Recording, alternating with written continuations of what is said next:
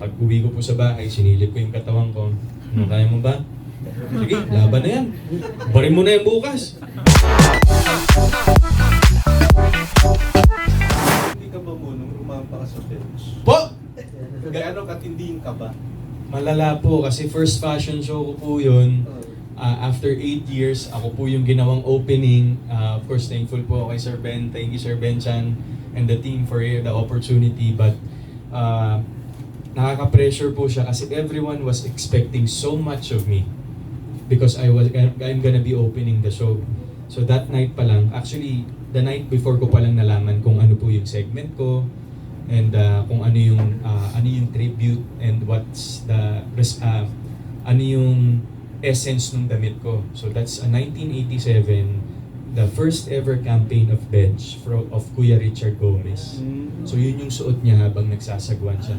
So nakadagdag pa po sa pressure talaga naman. Kaya po sabi ko talaga, pag uwi ko po sa bahay, sinilip ko yung katawan ko. Ano, kaya mo ba? Sige, laban na yan. Barin mo na yan bukas. So, Grabe reaction ng tao paglabas mo. grabe. Pero grabe din po kasi yung excitement ko, Tito Joe. Kasi first ko siya. For some reason, pag gising ko sa umaga, lakas ng kabog ng dibdib ko, tapos very excited akong pumunta sa venue to rehearse.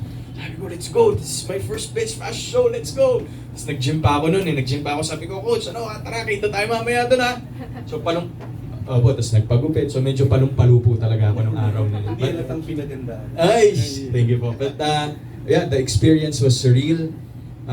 It was, I think I would consider one of the highlights of my year to date. And I'm just so happy I did it.